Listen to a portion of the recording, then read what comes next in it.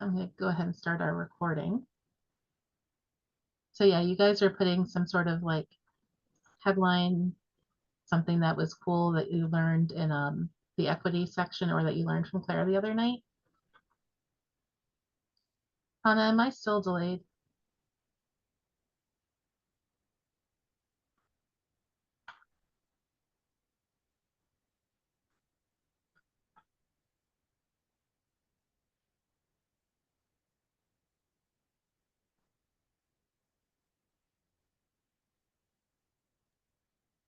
Sarah, are you able to change the meeting settings so that it doesn't require authentication to join? No, that is an MCPS. Oh wait, authentication? Yeah, It shouldn't. It should just require a name. Yeah, because somebody's emailing me right now and said that they can't get in because it's asking them to authenticate. that's weird. Um, Give me a second. I will see what I can do.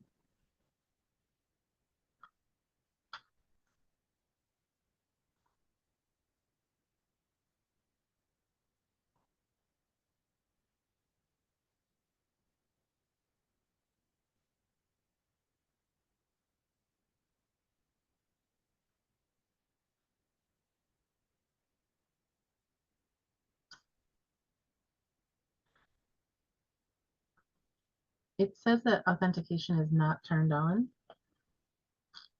You Okay. might need to give them the passcode directly.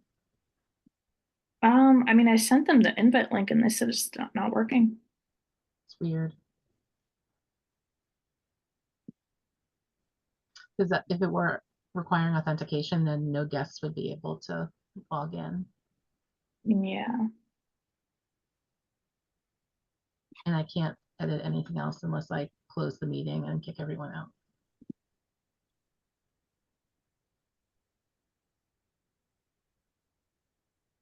I do think you need to be logged in on Zoom under your MCPS account. Yeah, I'm just that, having flashbacks from virtual learning. yeah, that's what I told him and he said he was, so I don't Okay. know what to do from there.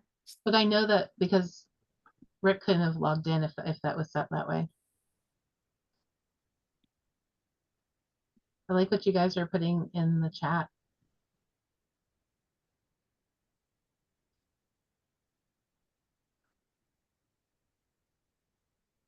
Engaging students, the analogies,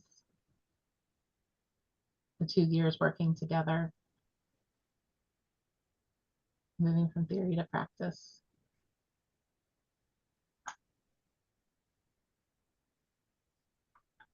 I love Dr. Lawson Davis's work.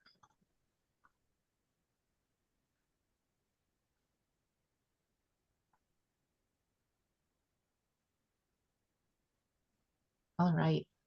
So we are going to go ahead and get started with our guest speaker tonight. Thank you guys for your patience and keep trying to work on these Zoom settings. Rick, I am horrible with bios and introductions, so I usually let my speakers introduce themselves. Please guys go ahead and use the chat as we said before, and Hannah and I will be monitoring that.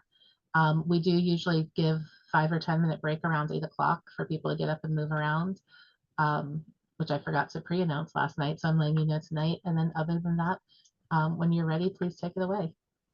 Okay.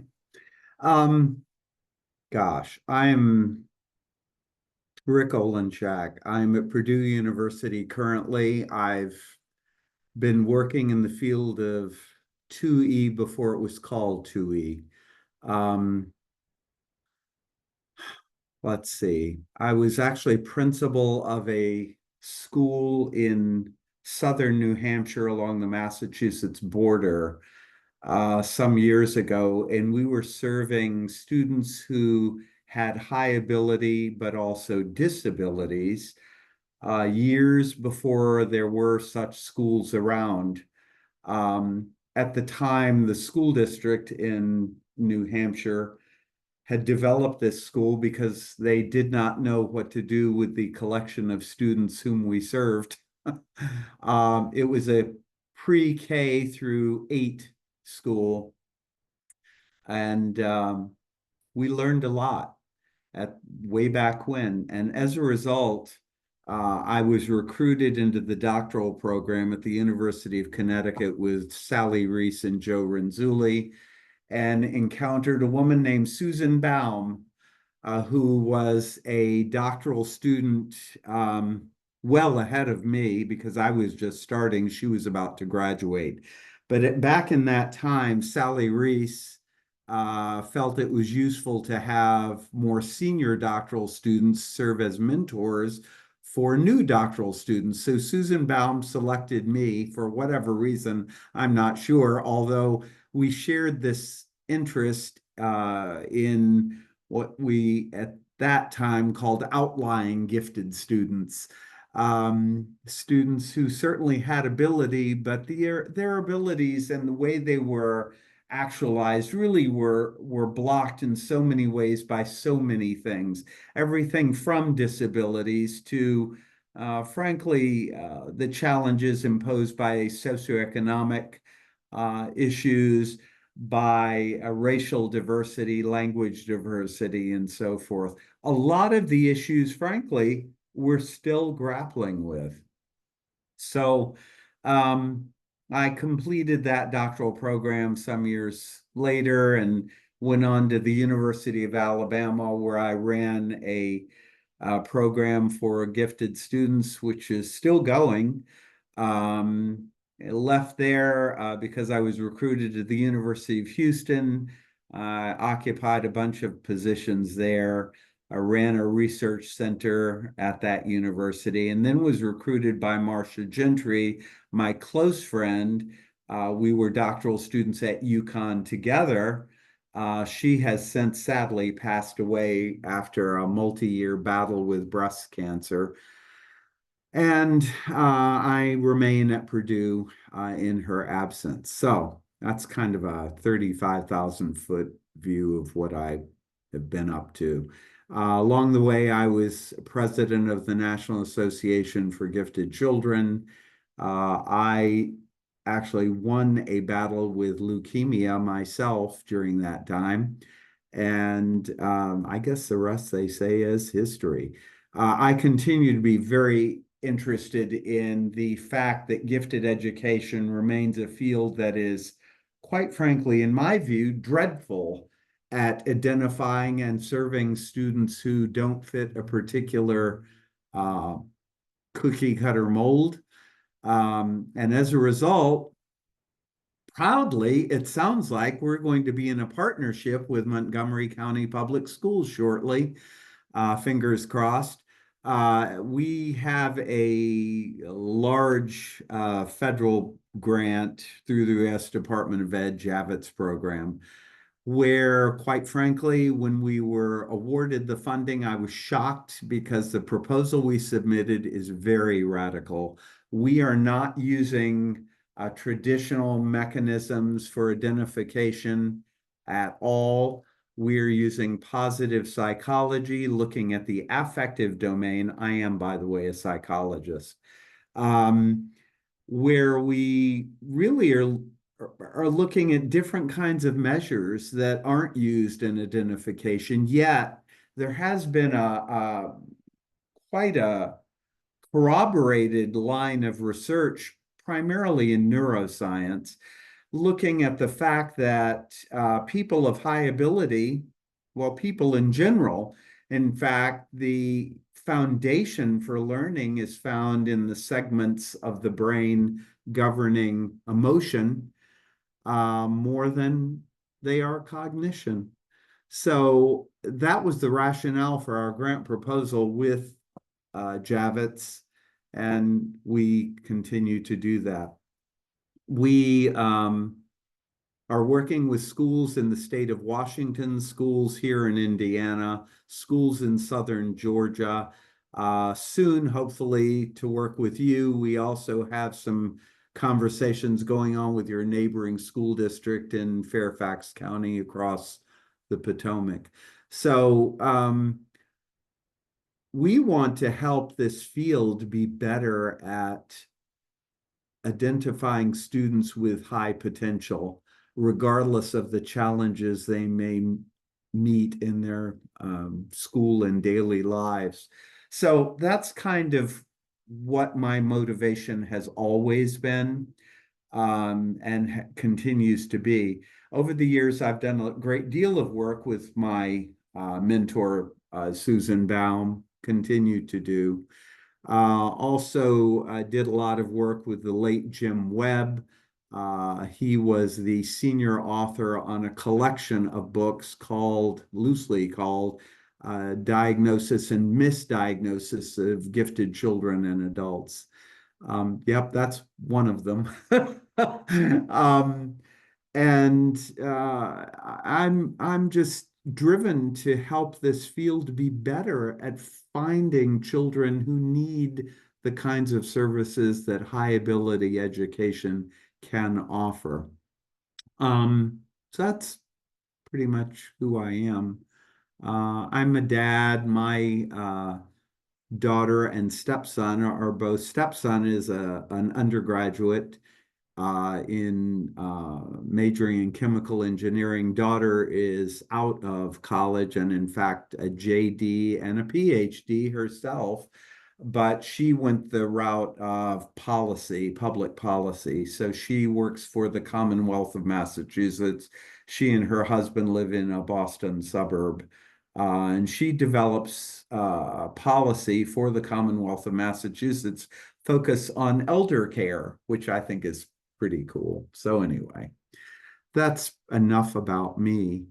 Tonight, I want to share with you sort of a 35,000-foot view about 2E based on the research I've done alone, I've done with others. Another colleague, Ed Amond, is a private practitioner in Lexington, Kentucky, and one of the leading private practitioners who serve 2E students. So I'm going to do screen share here, and hopefully it works. Usually it does, but you never know. Let's see. All right, can you all see that? Yell at me if you can't. Yes, we can see it. Awesome. By the way, our little, well, not so little, it was founded by a man named John Feldhusen, who was one of the early forefathers in gifted education back in the early 70s, called the Gifted Education Research and Resource Institute. We have every year since the early 70s offered one of the largest summer programs for children, 2E and otherwise in the world. We proudly, for example, serve such diverse communities as the Navajo Reservation, among others, children from Korea, children from Mexico, children from Colombia, South America, and so forth. So kind of fun stuff. 22 years ago, Susan Baum and I concluded the identification and services for 2E students were awful.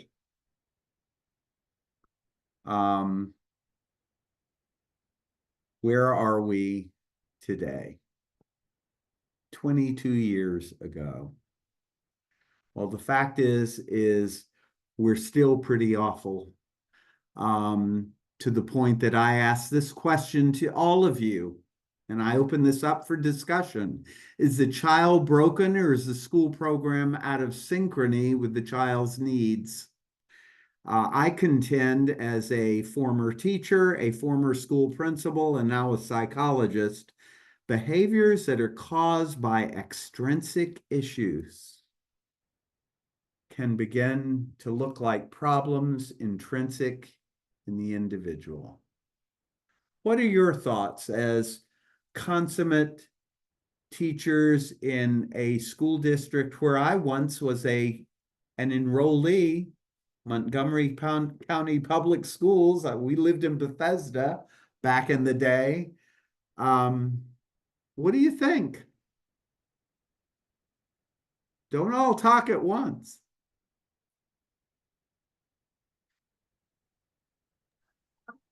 I 100% agree with you. And you know, you can agree, you can also disagree. Why do you agree with me?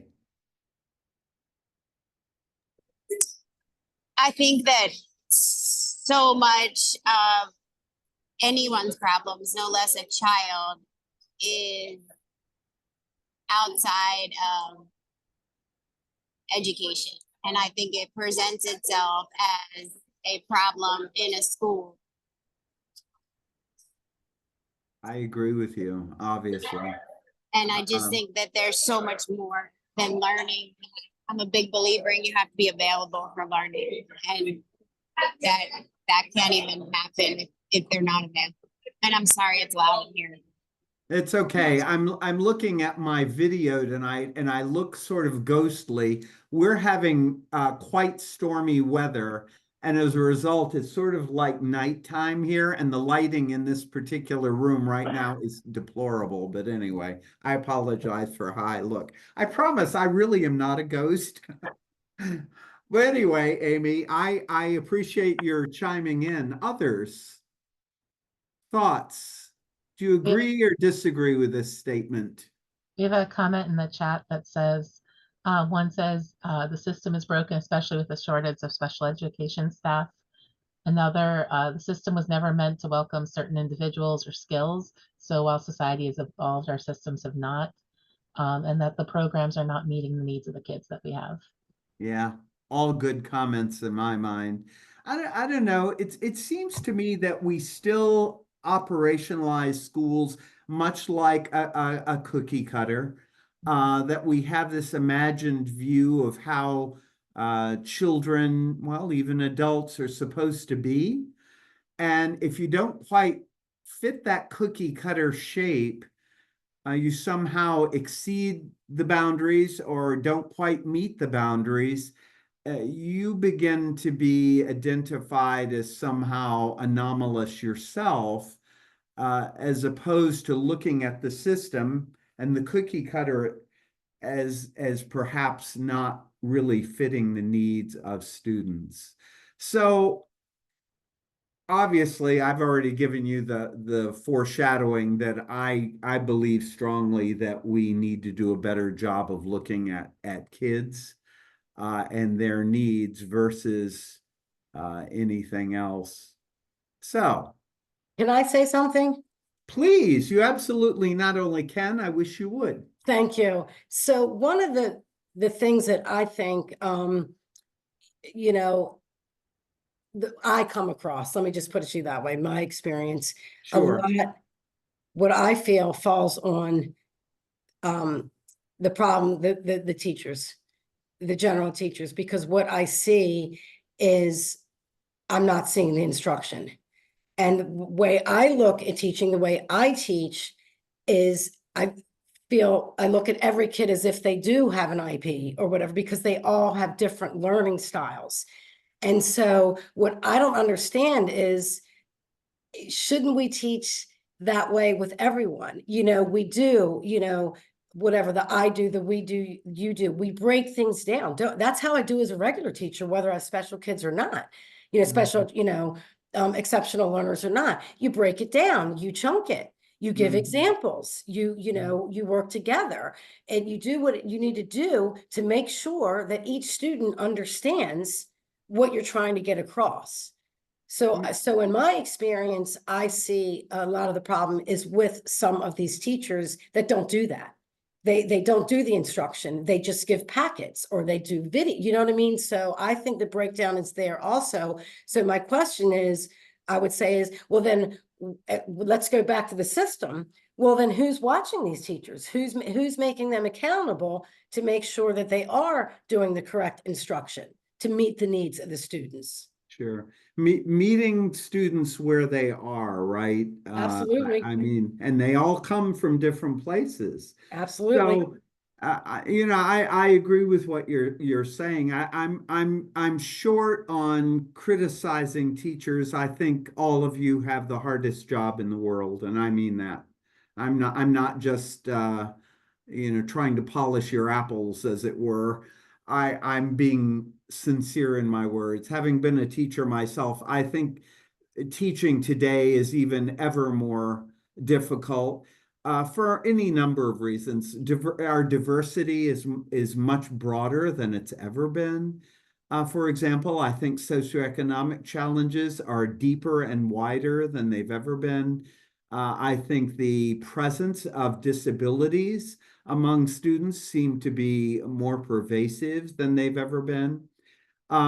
Yet I'm still hopeful and optimistic. I believe that through, for example, curriculum and instruction, we can do some things. But as you say, it's it's going to require teaching and good teaching to deliver curriculum and instruction in a way that, again, meets students where they are. So much of what I'm doing tonight is embedded in a chapter in this book, Giftedness and Talent in the 21st Century, which is edited by Don Ambrose and Robert J. Sternberg, who is very famous in education generally and in gifted land specifically.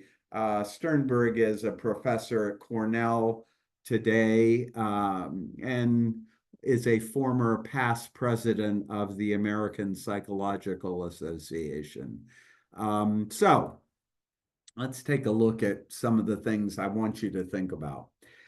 One of the things that we use in our work is this baseline model of affective development, which is called the bullseye for obvious reasons.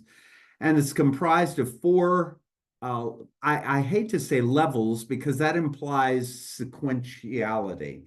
And there's some degree of sequentiality here, but they're fluid, meaning that individuals move back and forth among these four rings of natural affect, world context, meta affect, and personal niche.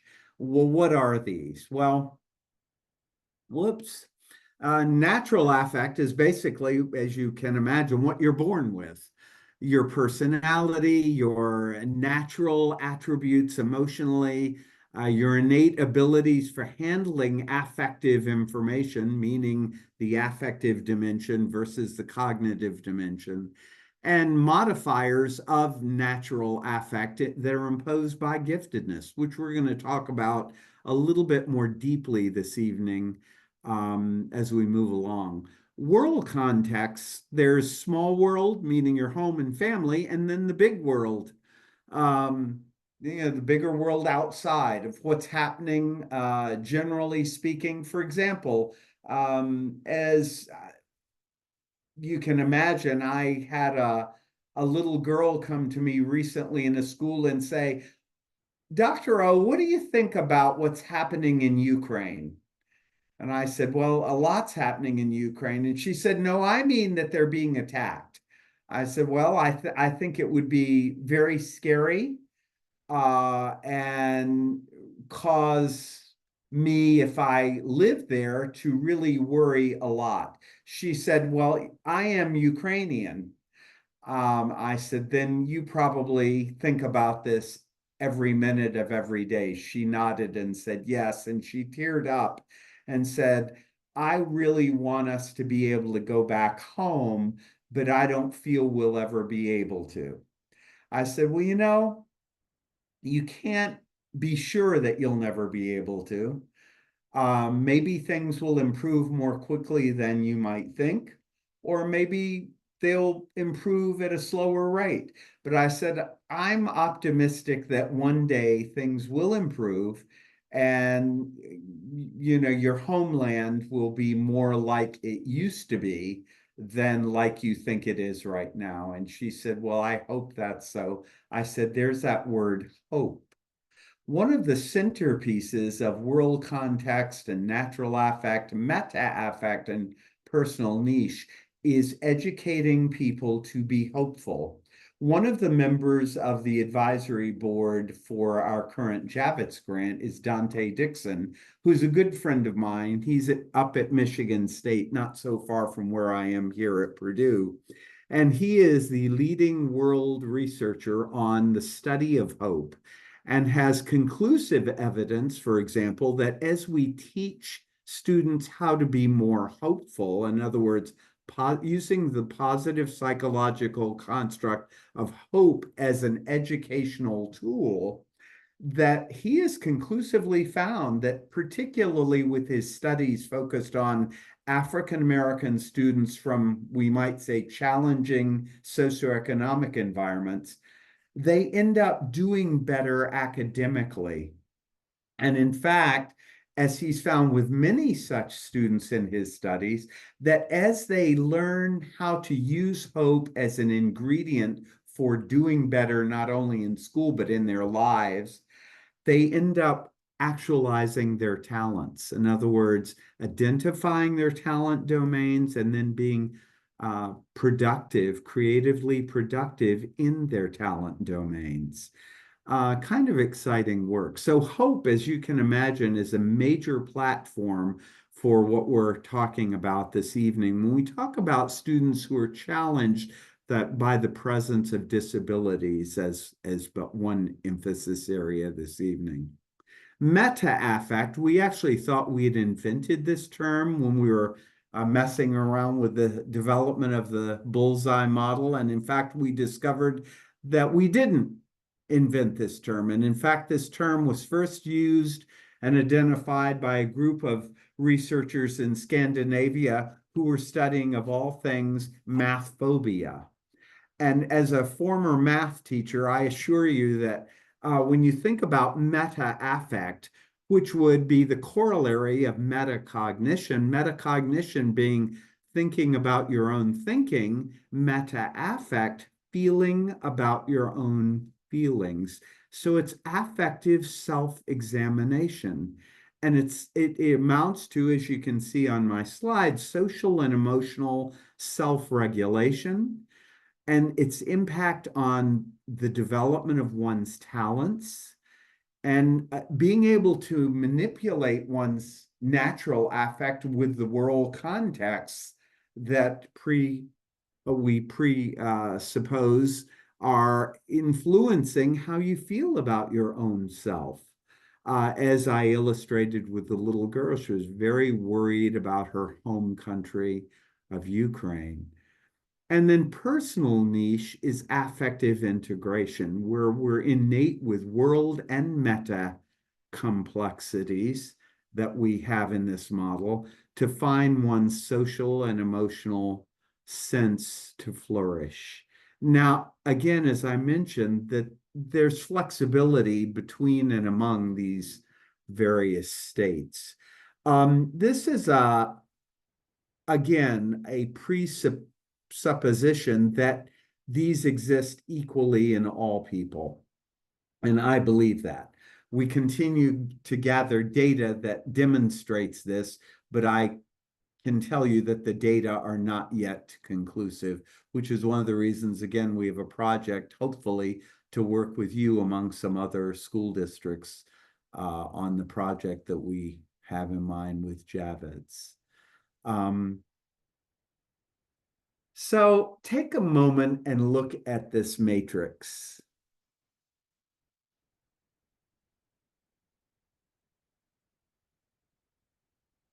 What are your thoughts?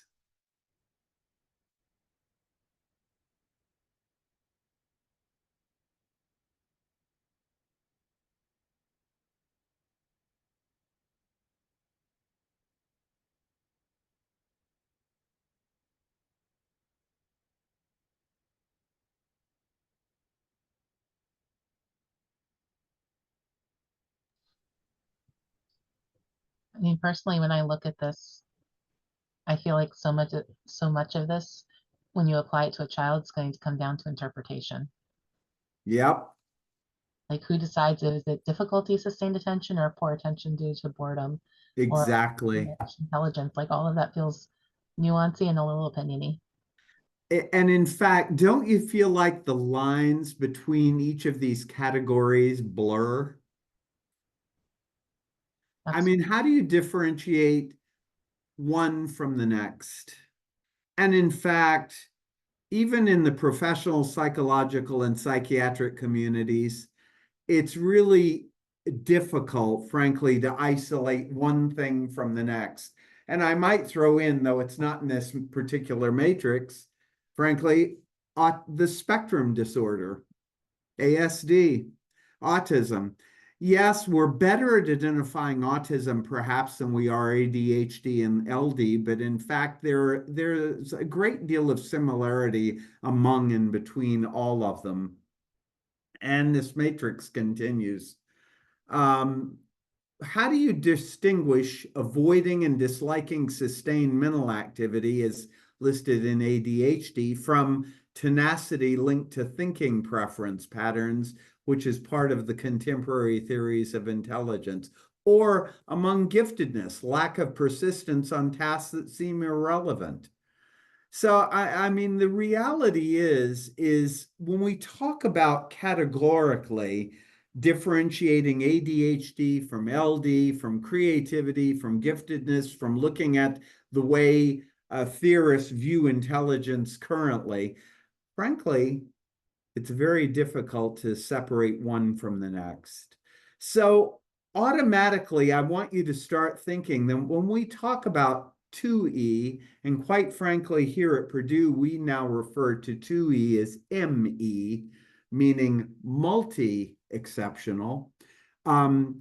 In fact, we pretty much have dispensed with the notion of 2E because it's to call students who have the potential for high productivity in some way with one area of other exceptionality is really inaccurate, which is why we now use the term ME, multi-exceptional. It's really, frankly, almost impossible to partition one from the next, to isolate one from the next, to categorically compartmentalize one from the next. And it does a disservice to students. We would be better off, frankly, looking at where students' strengths lie than to focus on their weaknesses. And as such, everything we do here at Purdue is what we term talent-oriented, talent-focused, strength-based instruction. Talent-focused, strength-based instruction. Where can we identify your greatest strengths and emphasize those, not to the exclusion of your weaknesses, but certainly to the emphasis, emphasizing talent and strength over weakness areas first. So looking at special education, for example, we would focus on the strength area first and de-accentuate emphasis on the weakness, looking at it second.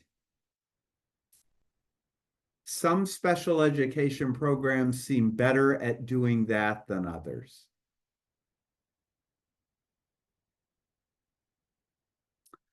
Some common dual diagnoses then, youth gifted and X, would be learning disabilities. And here we primarily concentrate on asynchronous development, meaning that students develop at different rates, whether they're gifted or not.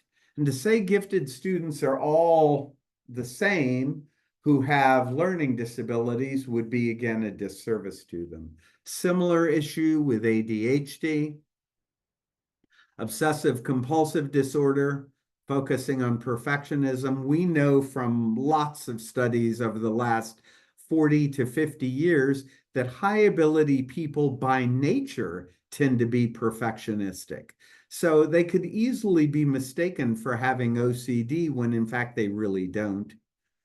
Asperger's disorder, which is no longer identified in the United States because we use the DSM, but internationally with the IDC.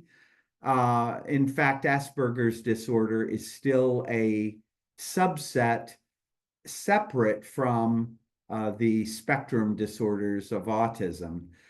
And in fact, is a high functioning version of autism. I can think of, in fact, one of the personnel in our Javits grant has a son whom I would identify as having Asperger's disorder versus autism spectrum disorder. Yet, because our country does not identify explicitly Asperger's disorder, this young boy has been identified as having an autism spectrum disorder, which really is a bit of unfairness to him, because it places, again, a great deal of emphasis on his weak area and less emphasis on his strength. Whereas if they looked at Asperger's disorder, it's really concentrating on the strength area first, the giftedness first, and de-accentuating emphasis on his weak area. Allergies and asthma certainly are common among gifted students who have them. Hypoglycemia, sleep disorders, relationship problems, you can see. Existential depression is very common among high ability people who also have disabilities of some type. Existential depression being that kind of depression that is most severe because you begin to question your very purpose in life, why you should even exist, hence the term existential. This kind of depression is most concerning because, as you can well imagine, it often yields suicidal ideation or thoughts about suicide.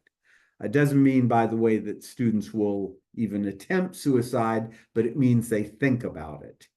All of concern. These are all detailed at great length in the book that Jim Webb edited and on which I was very fortunate to be a distant co-author. The diagnosis and misdiagnosis of gifted students and adults. This leads me to some words from Goethe. Things that matter most must never be placed at the mercy of things that matter least. In my mind, people's strengths matter more than their weaknesses always. And this goes for all people, whether they have the potential to produce gifted outcomes or not. I believe that all students in all schools, whether it's preschool on up through university, graduate school, that people's strengths should be emphasized and nurtured far more than the time we spend on their weaknesses. Does it mean that their weaknesses deserve attention? Of course it does. But it also means that their weaknesses should never outshine the time and energy we spend on their strengths. Talent development, my friends, is imperative for all students. It's especially imperative for students whom we believe may be capable of gifted-like outcomes. And by the term gifted-like, I mean innovative, novel, unique, creative, potentially earth-shattering performances and products. What are your thoughts about what we've addressed so far? I don't intend this to be a sermonette.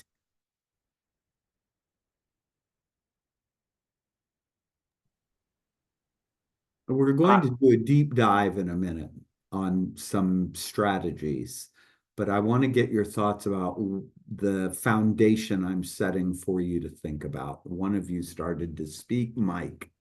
Yes, I was just saying that, or thinking that the idea of focusing on strengths is just a great mind frame to have when approaching students and general in any classroom setting. Because some students in my mind already know their weaknesses, and it's not something that they prefer to have pointed out at any time. Amen. I certainly know, well, I can't say I know all of my weaknesses, but I know a lot of them. I'm well acclimated. Yeah, I think I also am harder on myself than others sometimes. I mean, in my own mind.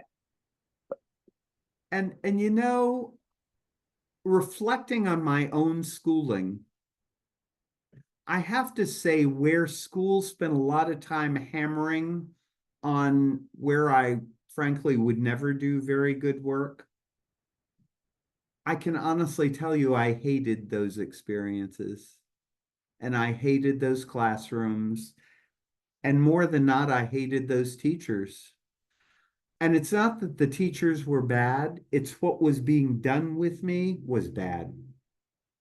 And it made me feel like I could never be very good. And in fact, the truth is, I never would be, because those particular areas of the curriculum just weren't shining stars for me, and they never will be. We all have such areas, even the brightest of us. So why make those the centerpiece for curriculum and instruction for a student? And that's really my point. Let's reverse that and let's put the strength as the centerpiece, or strength areas. Hopefully there's more than one. And we water those and fertilize those and nurture those to become all they can be. Think about it this way as adults, my friends. Can you imagine if you worked in an area where, pardon my language, you were crappy? I promise you that if you did that to yourselves as adults, you would end up in all likelihood, eventually, psychotherapy. You would beat yourself down, you would be miserable, and life would not be good.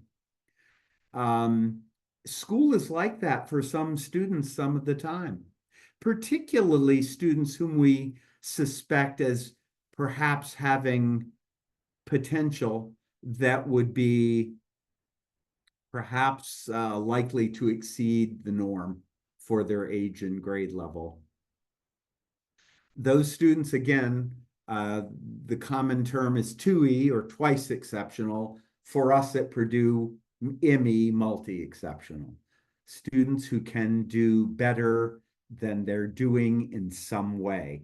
So given the opportunity to do better in those strength areas, those students are likely to excel. We have a couple things in the chat. Yeah, I can't see the chat, so Yeah, thank no, you that's for why your help.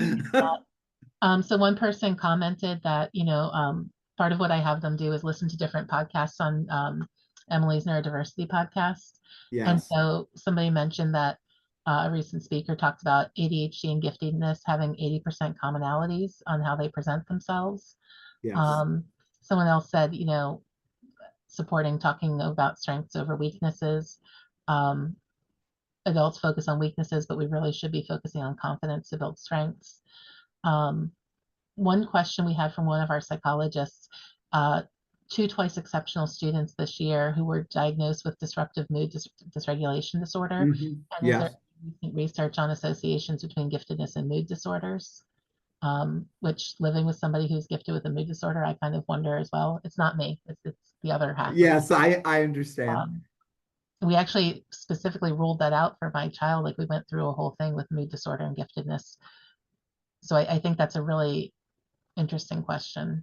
The research linking giftedness with mood disorders is inconclusive thus far, but I will tell you that some studies have, you might say, shined a light on the fact that mood disorders among the gifted student population may in fact not be innate, but rather a result of inappropriate environmental circumstances. which again would be pointing a finger at inappropriate settings, perhaps in school, but perhaps also out of school. I will tell you that a colleague of mine, Ophélie Desmet, from Georgia, and I have just recently completed a case study on a single subject, a deep dive on a young man, age 10 now, though we examined in various ways this young man for 2 years, who was diagnosed with a mood disorder, and we also identified in him, he had previously not been identified, which blew our minds, because he ended up, even if you believe in IQ scores, I don't much, by the way, but if you do, his IQ measured in excess of 180. Exceptionally brilliant child. But yes, had an array of behaviors that would lead one to believe he in fact did have an innate mood disorder. We diagnosed, in fact, that the lack of appropriate stimuli in school and at home, in fact, fueled the inappropriate behaviors. And once we worked with a different school setting, in fact, we recommended that the parents pull him from where he was enrolled and move him to a different setting. And once we worked with the new setting, and in fact, his behaviors, while they didn't fully go away, they weren't fully ameliorated, but frankly, they improved quite remarkably. And he was being much more productive in school than he had been. So, it does lead one to believe that maybe while, and I'm not saying there aren't such things as mood disorders. In fact, of course there are. But I have to believe that at least for some high ability students, maybe they don't actually have mood disorders, but in fact, the mood disorder may be a response to inappropriate stimuli in the learning environment and or the home environment. So did that answer that question? I feel like it did. I was gonna comment, honestly, like, and this is where I don't have the research, I just have like my everyday life. But Sure. we somewhat facetiously say, the first way to know if the child's twice exceptional is if they call me and tell me there's a behavior problem. And so many times when I get consults from our district, the very first thing on there is behavior. And what I feel like I've found, and I've seen, and I've been in my job for going into 7 years now, as we have taken away advanced classes, as we have taken away gifted opportunities, as we've gone into this all honors approach where we're going to fix the honors problem by putting everybody in honors, what we actually are seeing, especially from our twice exceptional kids, is an increase in behavior because there's nowhere for them to go. They're bored with the curriculum. So many times when we ask the kids, like, well, school is boring. And people take Sure. a personal affront to that. And honestly, I have before too. Like, I'm trying to make it exciting for them and they're not excited. So, there's a little bit of like personal in there, even though it's not a personal thing. But then like the second piece of that I've been wondering about more recently is the increase in diagnoses of anxiety as an emotional disability for kids with IEPs. And then how often those kids who are coming to us with these emotional disabilities, specifically around anxiety, are also identified as gifted. And so my question becomes kind of exactly what you're saying is, yes, we're post-pandemic, but then also we're taking away all of these enrichment opportunities in the name of catching everybody up. And what I feel like we're seeing is a bunch of kids who are very high functioning academically, very high functioning as far as giftedness goes, who aren't having their needs met, and they're now expressing it as anxiety. But I Yes. don't feel like there's enough research there for me to correlate that and be able to bring it back to the table and say, maybe they need less of, therapy during the day and they need more options for enrichment and they need to be able to be accelerated or move forward or have Yes. neuroscience programming in second grade if that's what's needed. Sure. I'd love to see the research. It's back to what do you need, right? Mhm. And accommodating those needs. And again, I'd much rather err on the side of strength attention than weakness attention. Um, it's a complex issue for sure. And our research foundation, while it is ever growing, thank goodness, it's still scanty overall. I mean, here it is 2024, heading fast for 2025. No one in the world has ever tried to use the affective domain as the avenue to identify giftedness and talent. I mean, that's what our grant is. And it blows my mind, especially being a positive psychologist, which is my background. Thank you, Martin Seligman. I really am on some level scandalized that no one's ever done this before.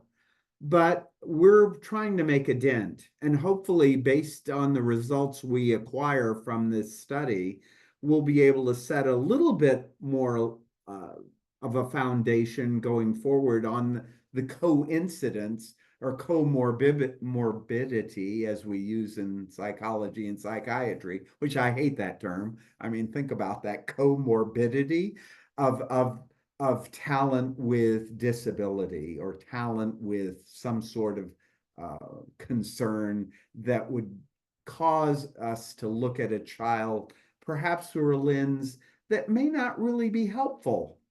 And while I have to believe that mental health in general is aimed at trying to help parents and educators and others in children's lives help them, sadly, I think sometimes these labels end up being less than helpful. And again, places such an emphasis on weakness and less of an emphasis on strength. So moving on, and please do interrupt, Sarah, as you see people jot notes in chat, because again, I can't see them as I'm showing these slides.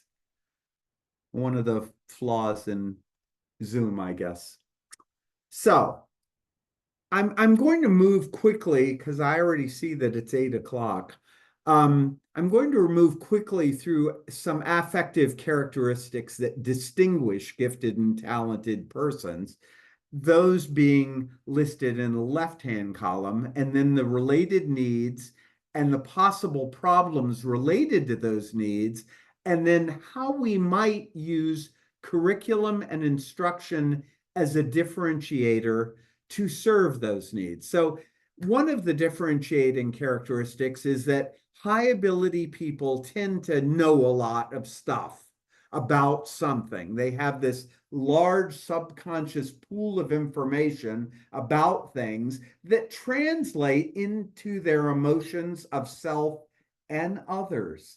So related needs then would being able to call up and process that information, to really name one's own emotions and to recognize those emotions in others, which amounts to sensitivity. And in fact, we know that over the years of research about high ability people that date all the way back to the original termite studies, as they were called, of Lewis Terman, on up to the research of today, we know that high ability people, as a rule, in fact, are sensitive not only about their own needs, but about the needs of others. They may not actualize those needs for themselves, or even in terms of recognizing the needs of others, but the possibility for them to do so is in fact innate in them by virtue of their high ability. Possible problems is that they misinterpret how individuals behave and what it means. Patterns of differentiation, in other words, what can you do in a classroom?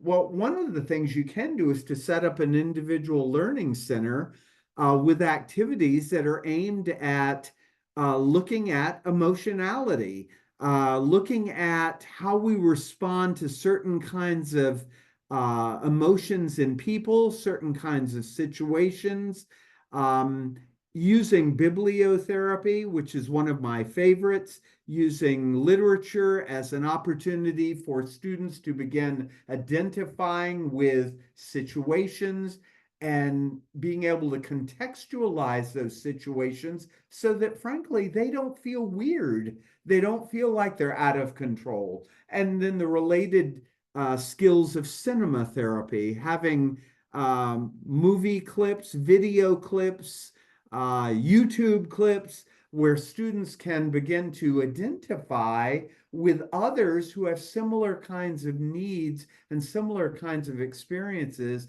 where they can then process those in a way that they can begin to think that I'm not the only one who's ever felt this way or looked at situations in this particular way.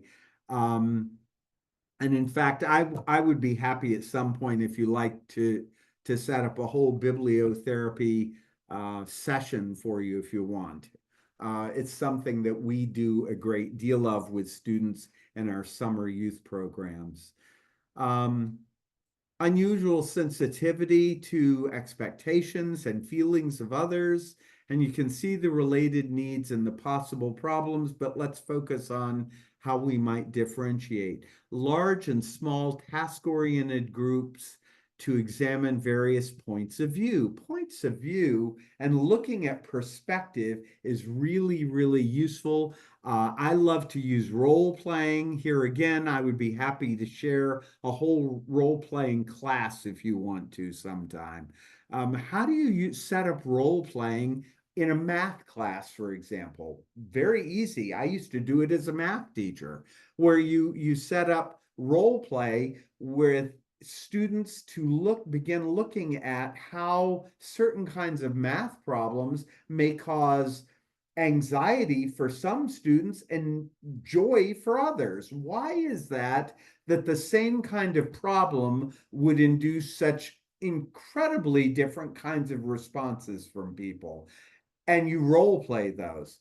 And most of all, honoring diverse talents. I'm very troubled, quite frankly, about the fact that so much of education right now looks to be oriented in a particular direction.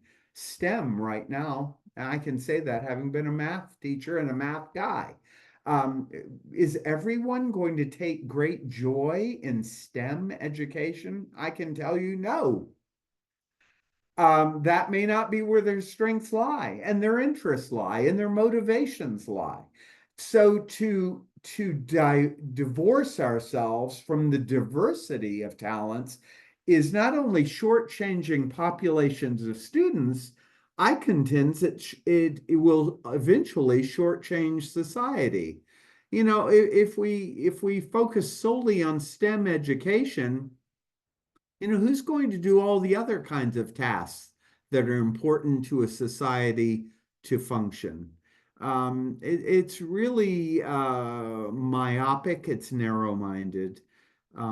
So again, sensitivity to expectation and feelings. You know, looking at just one math class, why are some students so troubled by one kind of problem while others are joyful? And the converse, where suddenly with a different kind of problem, those who were joyful with the other kind of problem suddenly aren't so happy. Why is that? And how do we deal with that? Sense of humor tends to be a pervasive pattern among gifted and talented people. It can be used as a weapon, frankly. You have to be careful about sense of humor and how it's used. So how about journaling? Open discussion groups, talking about how we're feeling about certain kinds of humor and other kinds of situations that people may intend to be humorous, but in fact are received in a way that is anything but humorous. It makes people feel bad, for example. Heightened sense of awareness accompanied by feelings of being different. I will tell you that high ability people, as a rule, automatically feel different. Guess what? They are. So how do we make people who automatically, coming out of the chute, feel different tend to feel less different, so that they feel like they can find a place in a group and be accepted. Skills in communication are critical here. Once again, I emphasize bibliotherapy and cinema therapy as a way to begin to grasp how we can frame situations in a way where young people can feel like they fit in well and easily. I'm going to churn quickly through the rest of this because I want to get to something else with our last 50 minutes or so. And I certainly want to open this up to discussion. Idealistic as a rule, and you can see the patterns of differentiation, groupings, at least for a portion of school time, where students can get together and be together in a harmonious, homogeneous group around talent, around interest groups as one kind of grouping, for example. Earlier development of inner locus of control and satisfaction. I once had a little girl come to me in the middle of the year, right before the winter break, and say to me, I was principal at the time. She said, Dr. O, I want to take a sabbatical next semester. She was 9 years old at the time. I said, Sarah, what do you mean by sabbatical? And yes, Sarah, her name was Sarah. She said, well, you know what a sabbatical is? I said, yes, I do. She said, well, I intend to take one next semester. I said, well, why are you feeling this way? She said, I'm tired and I'm bored. Said, okay, let's talk about that. Why are you tired? She says, I've worked very hard this semester. I said, well, what have you accomplished? And she went on to tell me about a wild bird refuge that she had set up on the back of our school property, which I was familiar with. It was actually quite an exquisite project that she did on her own time, as well as on time carved up through some curriculum compacting that we had put in place in the school. And she said, I did a lot with this, and I'm just tired now. And she said, I had to do it on my own time. I did it during lunch. I did it during my compacted time. And she says, I'm just tired now. And she says, the regular curriculum is just boring. I can do all of it very quickly, maybe not all of it, but the things that matter to me, and I'll never forget those words from Sarah, the things that matter to me most, I can do very well. I said, well, how about the things that you don't value so much? She says, she shrugged and said, I'll never be very good at them and I don't care. I thought, out of the That mouths of wasn't me, babes. but I swear I had that exact same conversation. Somewhat less successfully, it sounds like, but Well, I said the same thing at the same age. Like, I hear you and I feel you. She said, so Dr. O, I'm just telling you, I'm not asking permission. I'm telling you I'm going to be on sabbatical. I said, okay, what does your sabbatical look like for you? She says, I'm going to sit and read the things that I want to read, and that's all I'm going to do. I said, so you're willing to accept bad grades and everything? And she shrugged again and said, yes. She said, I don't care. She said, I know what I need to do with my life, and it's not those things. With that, I couldn't help but laugh. And I said, well, I'll tell you what. What if we set up more time for you to work on your wild bird refuge next semester and see if we can juggle things in a way where you have that time not just out of your lunch, but it's built in more compacted time. She said, well, we'll see how that goes. I'm willing to try. I said, okay. So we did do that. We created more compacted time out of her regular curriculum the next semester. And she came to me about the middle of that second semester, around the time of yet another break, and said, I'm willing to come off sabbatical now because, in fact, you've created a program for me that works. I said, okay, good. She went on, I might add, to later in life become an ornithologist. So she studies birds as an adult, has a PhD in ornithology, and studies birds on the North-South Flightway. She continues to live as an adult in New Hampshire. Now, did I help Sarah become an ornithologist? No. What I did was, as the principal, I worked with her teachers to create additional compacted time out of her regular curriculum where she could spend as much time as possible on her love of birds. That's all we did. It was relatively simple, and it made the difference between a child who was quickly cashing out of school, tired and bored were the words, and reacclimated her in a way where she could feel like school was providing something useful aimed at her, first, her interest, and second, her strength. So, I your want to, locus of control. as I say, I want to give us a chance to take a quick break, about 5 minutes, but Yes, sure. I think the part that you glossed over there at the end, when you said, did I help her become an ornithologist? Yes, because you told her her work was important. And I think you also highlighted the importance of having principals and administrators on board with this, because if your instructional leadership doesn't believe in what you're doing and doesn't believe in allowing these opportunities, we lose so many things out there. But just validating the work that she did. Well, you're very kind to say that, and I guess that's true.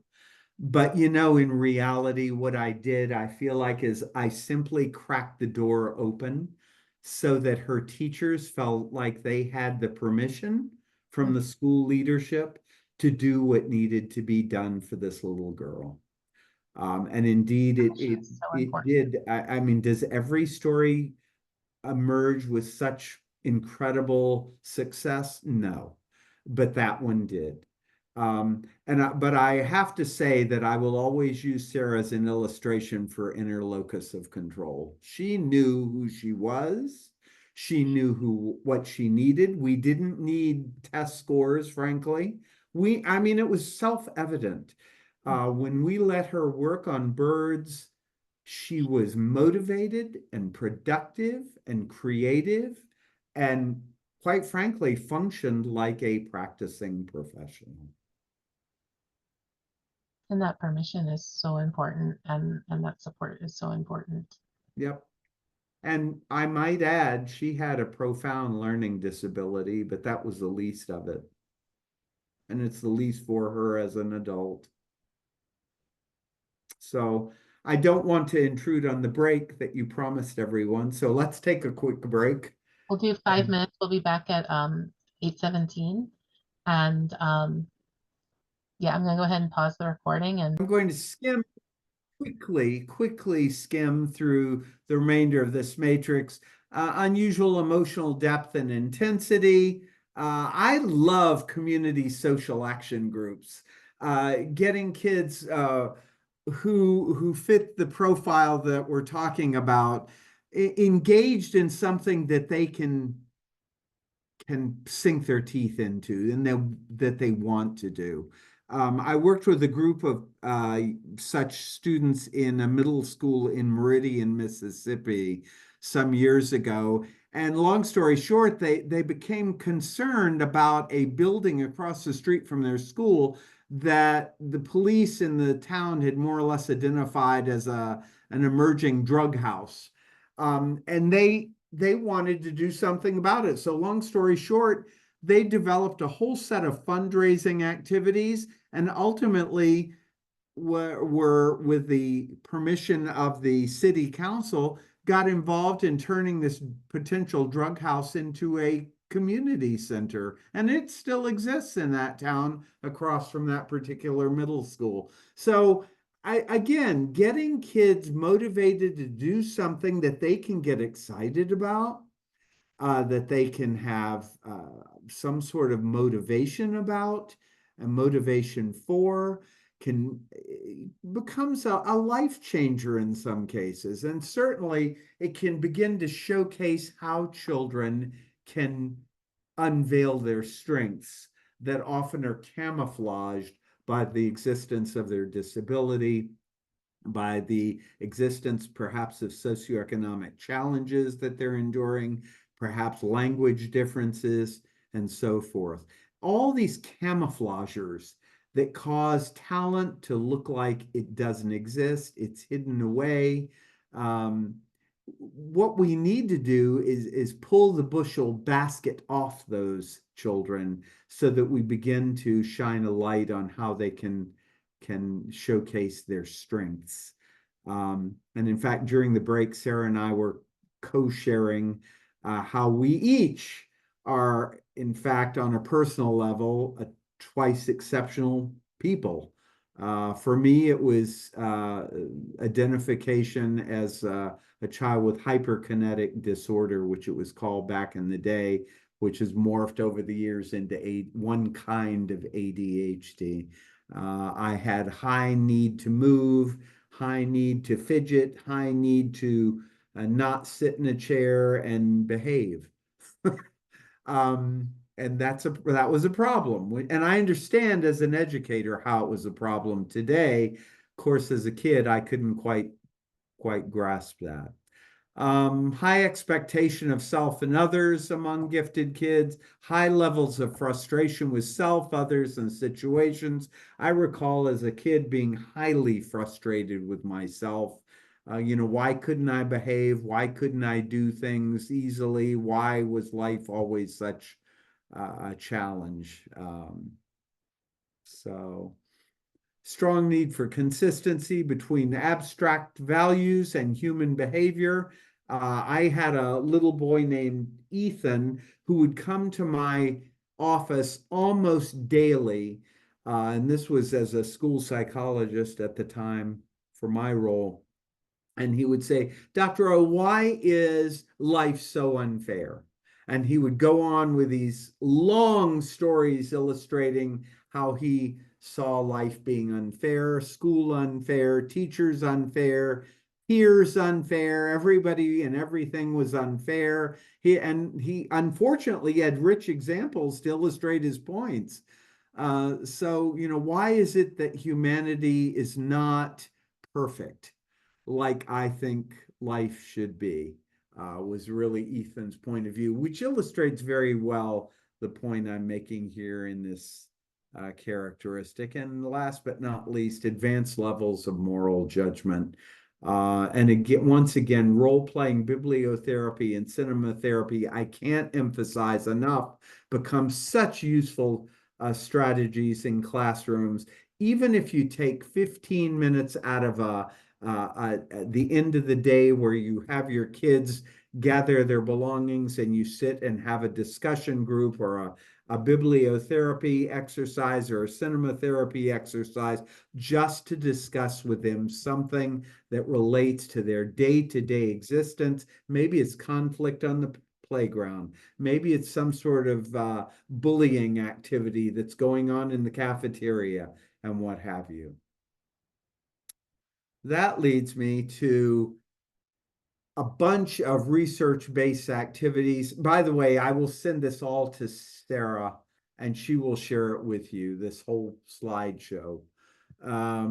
Nurturing productive talent. What can teachers do? Eliminate judgmental responses. We know that fostering an inquiry-based or question-based classroom with open-endedness is a positive activity for all students. Adding probing questions, having students explain their thinking instead of just saying, you've given me the wrong answer. Well, instead of saying that, tell me how you got this answer to this problem. How did you arrive at this? Using attribution effectively, assessments and ownership of ideas are used carefully, making for a safe environment for students.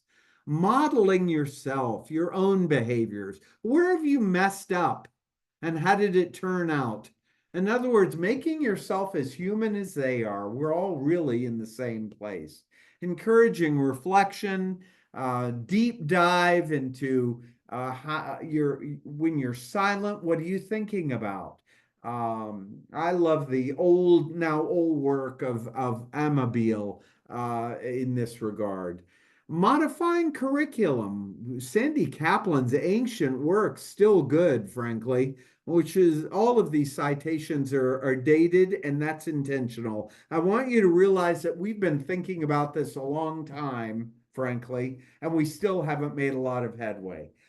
Altering instruction, collaborating with your colleagues, moving kids around, having fluid groupings is frankly a wise thing to do. Grouping kids as you can around interest areas and motivation areas is a good thing to do. There's a similar list for parents. I'm going to share these, but I'm not going to delve into them here. But there's a similar list here for parents. Let's talk about overexcitabilities. Kazimierz Dabrowski, if you aren't familiar with his work, the fact is all people of high ability have overexcitabilities, and I'm increasingly convinced that all people with disabilities have overexcitabilities. What were the overexcitabilities? Talk about them in a minute. Dabrowski was an escapee from concentration camp during World War II, and he fled to Canada.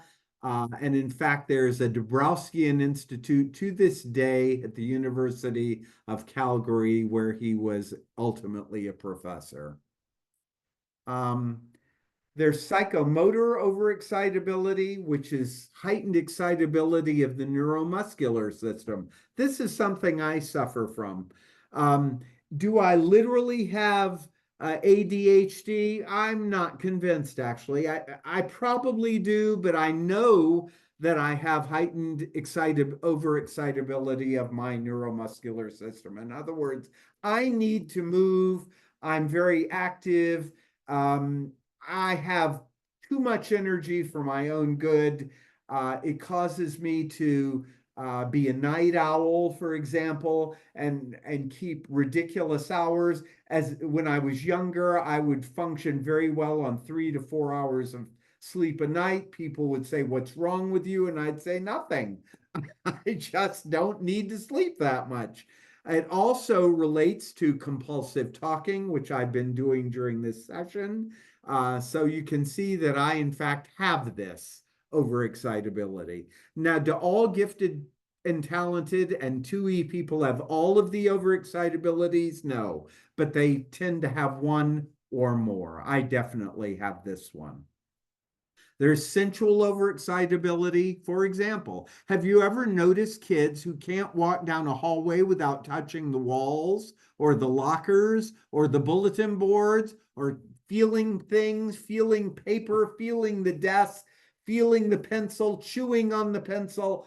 These are all characteristic traits of sensual overexcitability that, in fact, the individuals require this kind of seeing and smelling and tasting and touching and hearing for sensual pleasure or displeasure. This can relate to intense sexuality and sensual expressions that are inappropriate. And you have to, especially with middle schoolers, which was my preferred level of education as a teacher, you have to really be on your toes to watch for this. But it also relates to things like buying sprees and overeating and over drinking. Students who seek the limelight, I'm the greatest star there is by far, but no one knows it, drawn from Barbara Streisand. Aesthetic pleasures, students who have an incredible appreciation of beauty can drift off into music land quickly. Students who really seek that kind of sensual pleasure just because it makes them feel balanced and feel at peace. In fact, each of these overexcitabilities, why they may sound weird to you, in fact, for the individuals who have them, their engagement in them makes them feel balanced and at peace.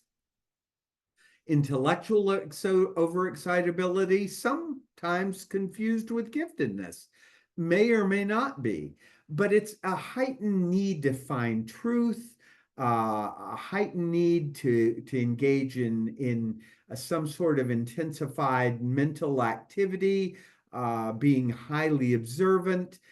Sarah would listen to birds. She'd stop playing soccer, which, by the way, she dearly loved, and say, "Stop, time, listen." And, we'd all listen and we wouldn't hear it. And she'd say, "You know what? That's a red-eyed vireo chirping." Okay, if you say so, Sarah. None of us knew, but she knew.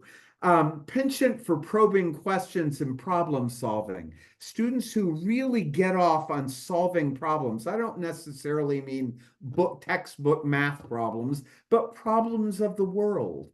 How can we solve the problem of not enough power in our state, and we're having staged brownouts and blackouts because the power grid is insufficient? This came from a student in the state of Texas, where in fact the state of Texas has scheduled brownouts and blackouts because their state power grid is insufficient for the population growth. And you can see development of students who engage in developing new ideas, striving for understanding of things by creating new ideas and new theories, probing the unknown. Imaginational overexcitability, the heightened sense of play,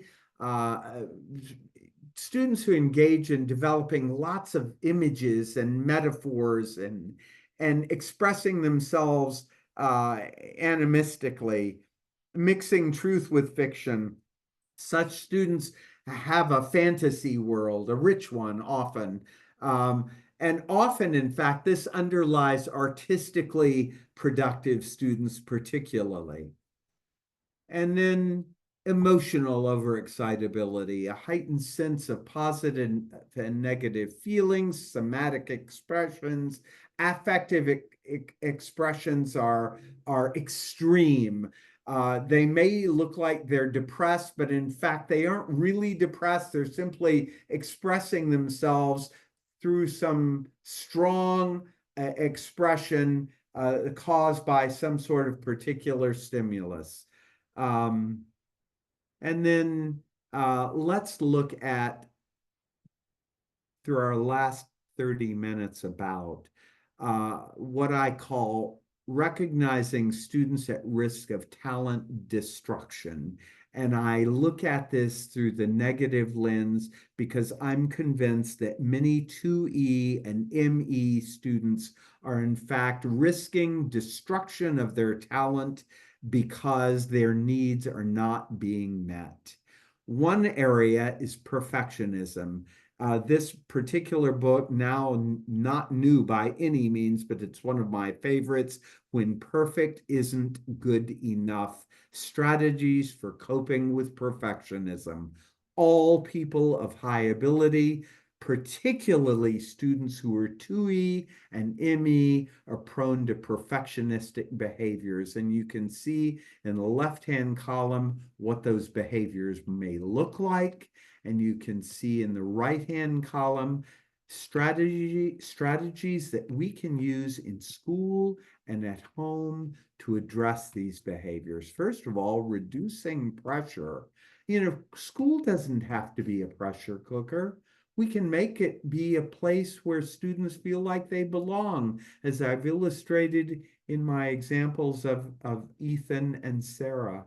We can adjust curriculum using strategies such as, one of many, curriculum compacting. I have to tell you, we teach curriculum compacting in our basic undergraduate teacher education courses at Purdue. Why? Because we're convinced that curriculum compacting is a non-negotiable for every teacher to know and master and be able to use.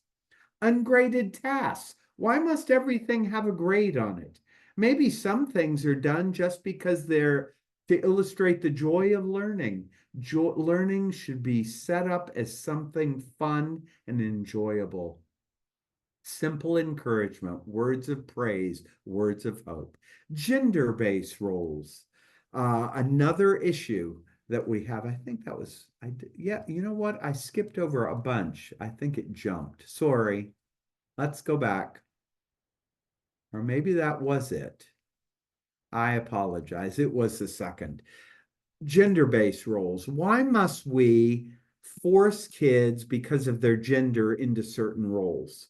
I'm still seeing this, by the way. Well, you're this, so you must do that. How about teaching goal setting?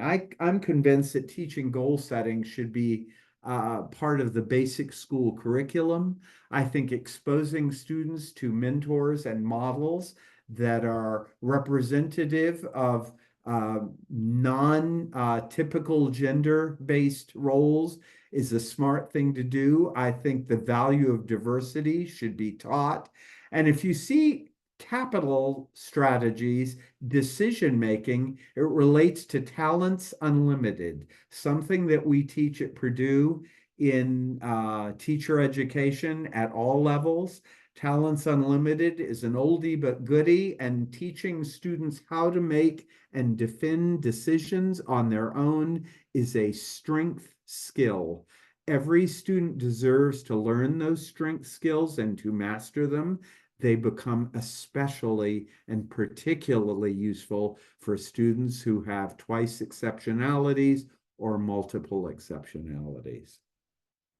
Hypersensitivity, which we've discussed a bit related to the overexcitabilities. Gifted students, particularly students who are 2E, can be easily hurt. They tend to complain about being tired, about being bored, about being weary, about being fed up and sick of school. They tend to withdraw, and they may even lash out at others through negative behaviors.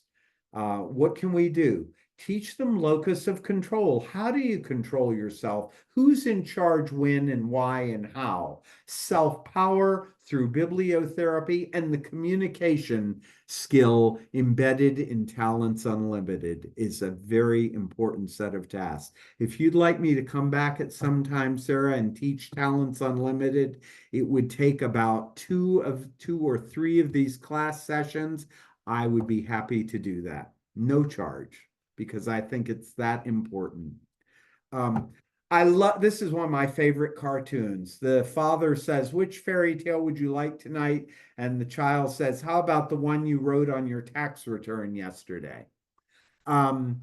These are indicative, that cartoon illustrates well overly perceptive behaviors.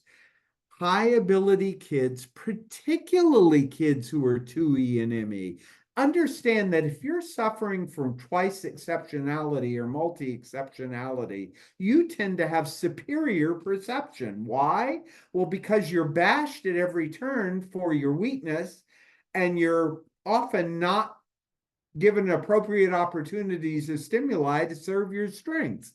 So your perception about your own self tends to be heightened. You also, though, tend to be a worrier. You tend to verbalize your fears. You tend to be overly absorbed in your loves. And you tend to complain physically in order to get out of things that you don't want to do. So what can you do here? Let's engage in reflective actively. These reflections can be journalized if you want, in writing or drawing or in some way documented, but at least let's spend some reflection time. Let's take 5 minutes and think about how we're feeling right now about what we're doing. And then let's talk about it if you'd like. Not every kid will discuss what they want to talk about, or some of them won't ever want to discuss. Some will. Let's teach problem solving. I'm convinced that's also a non-negotiable for basic curriculum. Let's engage in social action, as I illustrated with the short example I mentioned about Meridian, Mississippi. And let's engage in some relaxation skills. I will confess that I once asked permission as a teacher to teach Lamaze in my classroom. And the principal said, if you get permission from the parent, you may teach Lamaze relaxation skills. I got permission from 90% of the parents in my classroom. The other students were excused and went to a different classroom when we engaged in Lamaze instruction. But I taught my students Lamaze. Why? Because we know it works. We know it can produce relaxation. There are other kinds of relaxation. I chose that one at the time because I was part of a Lamaze duet with my wife, and we were doing Lamaze. And I thought, you know what? I can practice Lamaze and my kids can learn it too. It worked. I have to tell you that kids, before they blew up with inappropriate behaviors, often would engage in Lamaze breathing in my classroom. Hey, it was better than having them lash out and beat up somebody they didn't like at the moment. Hyperkinetic, restlessness, absorbing stimuli, boring quickly. Let's legitimize moving. You know what? Don't you like to move? I do. I've already told you. I've been moving around. I'm sitting and wiggling in my chair and fidgeting. You can't always see my hands, but I'm fidgeting a lot because it's what I do. It's how I present in a session. If we were in a room together, I'd be all over the room. Camera people often hate me because I am dancing all over the room while I'm delivering some sort of teaching to a group. A locus of control, again, how can we teach who's in charge when? Related to this is that construct of hope. How can we be hopeful? And role playing. I encourage role playing as a great strategy for helping us understand how children are feeling and helping children understand how we're feeling given a particular scenario or simulation in our classroom. Resident expert syndrome. Many high ability kids will be domineering, egocentric, even arrogant, monopolizing conversations, having low tolerance for diversity and even aloof. One of the things we should do is point out the problem. You know, this is a problem and it makes you less likable to other people. It doesn't mean you know less. You may be the resident expert. Clearly, Sarah was the resident expert on ornithology in our school, but she didn't have to throw it in everybody's face all the time. So let's talk about this. Behavioral results, goal setting, forecasting, another talent unlimited skill, and pairing resident experts with non-resident experts. Realizing that the resident expert may suddenly become the non-resident expert when the topic is shifted. We're all weak in something some of the time. We're all strong in something some of the time. Low frustration level. Good idea folders is something that I think is a really wonderful strategy to use, and it helps undergird a sense of hope. Dante Dixon, whom I mentioned earlier, the guru of hope, teaching hope today in the world, advocates use of a good idea folder. And by folder, it can be paper pencil, it can be certainly online, it can be in any way, in any form. Having a mentor, whether it's a student mentor, which it can be, we often paired in the K-8 school I described to you earlier where I was principal, we would share mentoring and proteges from 8th grade down to kindergarten and every grade in between. Having cross-grade mentoring is useful. Later, one of my principalships was at a campus where I was in a middle school and we shared the same campus with a high school, and we had student mentors from the high school work with our middle schoolers. It was a good strategy for learning coping strategies for frustration and frustrating situations. Interest emphasis. Emphasizing time in the school where you can focus on your interest area. We did it with all students some of the time, meaning Every child in our school, some of the time, benefited from compacted curriculum. You heard me right. Every single child, even those whom you would say would never be part of the gifted program, we still found a way to compact part of their curriculum so that they could focus on a self-selected interest area. Magnifying personal differences, overemphasis on how I'm different, pairing appropriately discussion groups, valuing expertise. I want to, in genuine boredom. Guess what? We're all bored some of the time. I'd wager some of you are bored right now. I apologize to you if I bored you, but I will tell you that we're all bored some of the time. That life can't always be a stage play on Broadway. But sometimes we have to do some things that aren't quite as exciting as maybe they could be. My strategy tonight was to do a grand overview of all of this, as opposed to doing a deep dive where we might be engaged in activities. I'd much rather be engaged in activities, and I'm sure you would as well, but I wanted to do a lot with a little time. So there's compacting, the big C on communication being Talents Unlimited, getting kids involved in leadership activities. 2E children engaged in leadership in an interest area, using curriculum contracts so that they can use their time effectively. Superstar syndrome, again, some students are made to feel like they have to be the star all the time. And you can see 3 capitalized strategies, all part of Talents Unlimited. And again, relaxation skills. Maybe it's simply having 5 minutes where you can engage in some self-reflection, just quiet.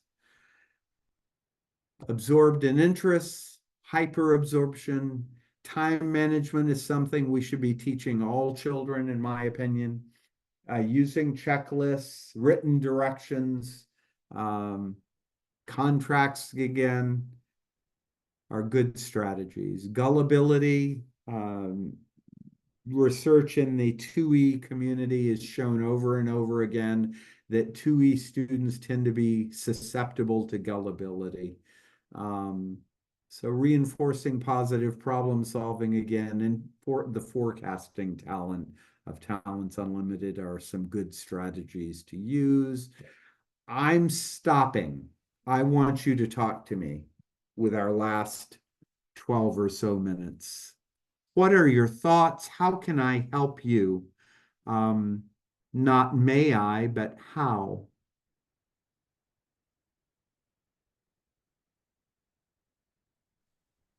Come teach my personal children. I have a 7th and 8th grade son that needs you to teach them. Well, I wish I could actually. I'm guessing that your 7th, 8th grade son, has some of the kinds of needs that I also had as a student. And you know what? As an adult, guess what? I still have them. I will tell you that my spouse will tell you that I am, in their words, a freak show. And I probably am. I've come to grips as an adult with the fact that I have some needs that are probably fairly peculiar to other people. But if they aren't met, then they only become worse. And what I've learned to do is figure out how to handle myself in a way that accommodates those needs. And the other thing, quite simply, and I don't mean to harp on it, but it's so true. Let's help kids find where they can do their best work, and then make that be a major part of what they do. That's how we live our lives as adults. And if we didn't, as I mentioned earlier, we're going to end up in therapy. We've got to engage ourselves in ways that really are self-satisfying, that bend time and spend time both on our interests and over accentuate how we can do our best work and under accentuate where we aren't so good. You know, I have to share with you because it happened just today. You don't know this, but I actually moved houses today. Today. It was supposed to have been yesterday, but we were in the grips of the aftermath of Beryl that moved up from Texas and drenched Indiana with heavy rain and even tornadoes in the southern part of the state. Fortunately, not where I am. So we moved today. And the movers were impeccable. I mean, phenomenal. I mean, they moved stuff, big stuff, through small spaces without scratching anything. And I said to this one dude, you know, you're amazing.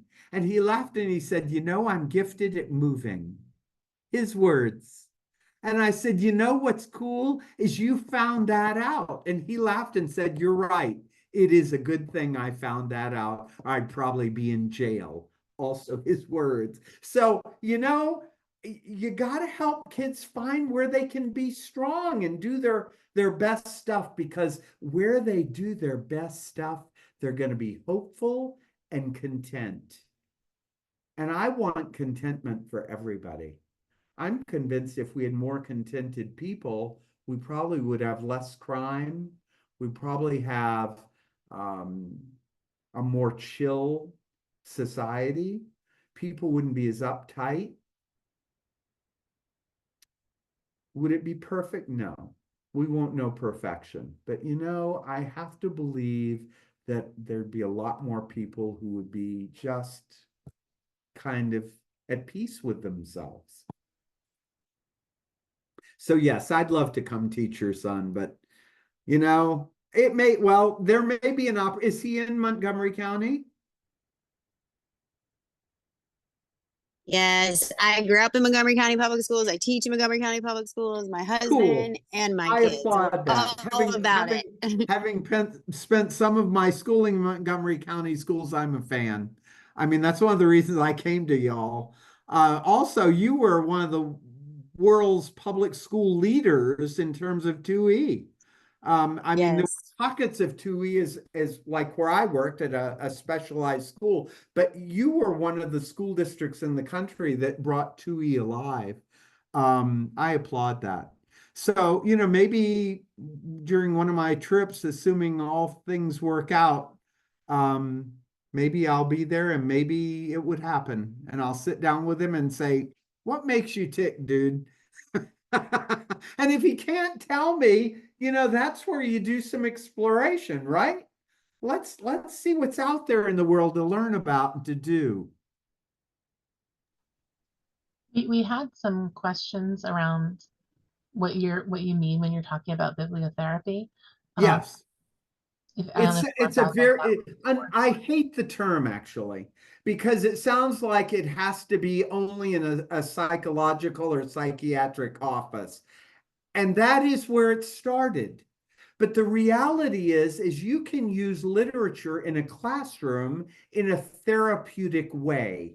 And we don't have a lot of time to do. And as I said, I will be happy to come back and teach you bibliotherapy and cinema therapy at some point. But suffice it to say, it's using literature or film in a way where young people who are experiencing some sort of an issue or a problem or a concern or a worry or a fear can begin to identify with a character or a situation in literature or film, so that they begin to see that there are ways. First of all, they'll begin to see that they aren't alone, that other people have this or have had it. And then secondly, they'll see that there are ways out. There are ways to deal with this fear or this worry or this concern that are socially acceptable and can be helpful to them.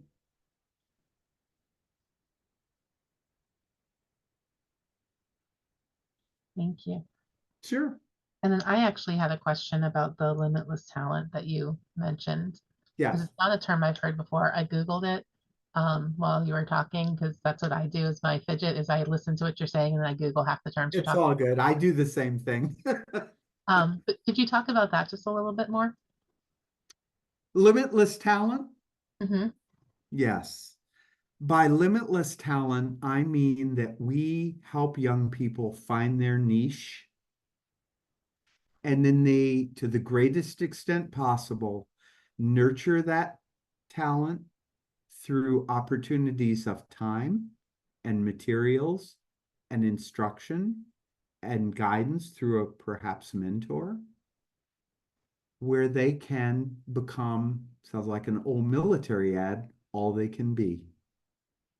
That's limitless talent. It sounds It's a lot where like you, the Wings program that we had for a long time. sure, yeah. It's where you find your joy, you find your niche, you find your happy place. You're contented in the psychological vernacular and the everyday vernacular. You're happy. I'm happy doing what I'm doing with you right now. I wish we had more time. I wish we could do activities. I wish I were with you, to be honest with you, because you can do more when you're with people than this way. We all learned that during COVID. Mhm. But this is a kind of like, as I said, a 35,000 foot look. So it gets you asking questions. That's a good thing. Absolutely. And, if you don't want to speak out loud, please do feel free to keep using the chat and we can keep reading. Of course. Here. I'm just scrolling Um, back through to see. Go ahead, Mike. I had thought, I don't know which overexcitability made me think of it, but I was thinking about getting students outside in that world of nature. And personally, something that I did more a couple years ago, or did a better job of it, but this kind of re-energized me. It's also part of my passion too. So I'm trying to, but is it a way for students to get out and see the world and experience some of those things? Absolutely. Okay. And it would dovetail with several of the overexcitabilities. Not the one that comes to mind readily is sensual overexcitability. You get outside and all of a sudden you experience smells and sights and sounds that you can't experience when you're trapped inside a room. For example, I've learned over the years that I'm really prone to fluorescent lighting, as a number of people are. It really affects me negatively. It makes me even more jittery than I am naturally, and believe me, I'm jittery enough. Um, Getting outside and escaping fluorescent lights for me is like heaven. I do much better in a more naturalistic kind of setting. And again, it's part of my wiring. Even though, yes, I am, according to my spouse, a freak show. So yeah, I really I feel what you're saying, and I would encourage you to get kids outside, particularly those who really want to be outside. I would have everyone explore, and then from that exploration or set of explorations, I did identify the young people who really benefit from it. And then suddenly you have this subgroup, right? And this calls for, in my opinion, a way to engage in flexible grouping where you and perhaps another teacher share kids and split kids off because they're likely to have a subpopulation of children who really would benefit from being outside with you. And you swap kids for maybe 30 minutes or whatever you can do. A good principal would not only sanction that, but applaud it. I plan on building an outdoor classroom, so Oh, cool. Very cool. we'll see. How about a wild bird refuge? I've done that too. And the kids make the bird feeders so we can get. Yeah, absolutely. Yep. Sarah's wild bird refuge, I mean, it was so cool. I didn't go into detail about it, but she actually had, of course, back in that era, is a long time ago now, but she had cassette tape recordings with numbered wild bird stations, and you would plop, number 3 in for wild bird station 3, and you'd hear her voice explain what she was doing there. That was really cool. But Mike, we need to talk because outdoor classrooms, before I got into Twice Exceptional, environmental education was my thing. Woohoo! That's why when you keep talking about yours, Sarah, mine was water and water policy and all things water related, but I feel it. And I actually have a whole plan for building outdoor classrooms in MCPS that it's a long story. know- But like when Rick talked about, his happy place, my happy place is coming up with silly things like that because I'd rather be outside learning. And, and I think about activities when we can go outside, like even as an English teacher, I would have our kids do things like a 12-inch hike where you lay down a ruler and they'd have to get down with a magnifying glass and describe everything they saw. And you give them 10 minutes of describing everything you see along 12 inches. They really have to get in there and they have to come up with details and they have to be very explicit. It's not just I see dirt, but I see small brown granules that are different size and giving them the opportunity to build vocabulary without any type of writing. Getting them to pay attention to detail, but also just getting them outside in the grass, touching things, not being gross in my classroom because they were middle schoolers. I loved middle school for about 4 years, and then I went to high school like all normal people do. I'm teasing, but it's that whole there's so much, and my specialty specifically was environmental ed and non-science subjects. So in history and English and art and everything that isn't chemistry and biology and physics. And I absolutely love the ability to bring different subjects in is so often where our Twice Exceptional kids really thrive because they get those big picture connections. They don't like to be siloed. When they think of one thing, they think of 1,000 other things. And if you don't give them the opportunity to make those connections, that's a one quick way to lose them because like we've said several times, if it's not applicable to them, if they don't care about it, they're not going to retain it. They're not going to participate. So if you can find something they hate and attach it to something they like, you get a little bit more buy-in and you get better buy-in. Personal investment. Mm-hmm. I used to take kids to a fire tower. So there's a sort of twist on that theme. And we get up in the fire tower and we'd talk about how does the world look to you from up here compared to how it looked down on the ground? Perspective. I like that. I used to do that with my Girl Scouts. Yeah. We didn't have fire towers available in public school, which actually somebody commented, it was a big discussion in a recent IEP meeting they had because there's so many opportunities we don't have in public schools. And I know a lot of times, parents come to us or other teachers and it's like, we know all these great strategies, but do we really have the resources to do them? And it is part of what makes the system broken. And so as much as I know, I strongly believe in public education, and one of my big things that I talk about when I go to conferences is how do you make specialized instruction for Twice Exceptional work in a public school system? Because I love Susan Baum, I love the Bridges Academy, but not everyone can afford $50,000 a year in California to be a Twice Exceptional student. So how do I do it on a shoestring non-budget in a public school? And see, my early 2E school, and I was principal there when I met Susan, and I left there to come and get my PhD. The school was public. Probably, honestly, one of the first 2E, we just didn't have the terminology then, but probably one of the first 2E schools in the country.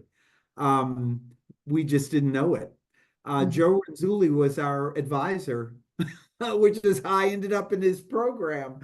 I say that is just the dream team right there, where you and Sally and you and Susan, and you can't get much more of a Twice Exceptional dream team going on there. That's because we're all freaks.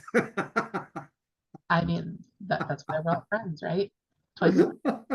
I have so many of my personal friends who've been diagnosed with like ADHD or things recently. And I said, well, you've been friends with me for more than 20 years. I'm pretty sure that's a solid diagnosis without any other diagnostic criteria. Because if you can put up with me for that long, there's probably something that's a little off about you too. Probably. But I say thank you so much, and I would love to chat about anything else that we can do. My class, of course, our summer class, we're limited to, 8 live Of course. sessions. But I get it. I mean, any way that we can tap into your knowledge base would be absolutely amazing. It's fun. I love doing this. I just, I don't know. I think it's a way to, it makes me feel like maybe I'm helping someone. I can't always see the outcome. And once in a while, people will let me know what the outcome is. But it just, I don't know. I just like thinking maybe I'm getting people to start thinking a different way. Well, one of the reasons I love having you guys all come to this is because everybody, especially this summer, particular summer session, every single person here is either a classroom teacher or a classroom paraeducator or a school psychologist. So they are working with the kids all day, every day, and your words are going directly into their classrooms and their workspaces. So it's not just lecturing at central I office. have great respect for all of you. Thank you for your work. And I will also share there's several people in this class who are currently part of our rewriting of our Twice Exceptional Handbook. So Oh, cool. information you're giving us will be going into our next publication. So Very cool. I will send you this PDF right after we're off of here and share it as you wish. And let's talk and let's fingers crossed that Montgomery County is on board with this Javits project. I just think it would be incredibly fun. I'd love to be back. we are so hopeful. And when it goes to the board, I'll let my class know, and maybe you guys can come up to the board and advocate for us. That would be, I'd love to do that. I So, would. Thank you guys for everything. Nothing's changed in the Canvas course. That's what I'll be working on tomorrow. Because life happened this week, but we will get those things up, and there is only one discussion board for the next module, so don't stress that you're not getting ahead on work that we're going to have. The next module that's going up is the social emotional section, and honestly, Dabrowski is a part of that, so you got an overview. You don't really need to hit that section quite as hard. But yeah, I think it should be manageable. If it feels like it's not manageable, go ahead and shoot Hannah and me an email and let us know. Cool. Thank you guys. Thank you, Rick. Thank you all so much for spending time with me. Have a wonderful evening. I hope to see you Thank again. you. Thank you. Good night, everyone. Thank you. Good night, all. Thank you. Good night. Thank you. Good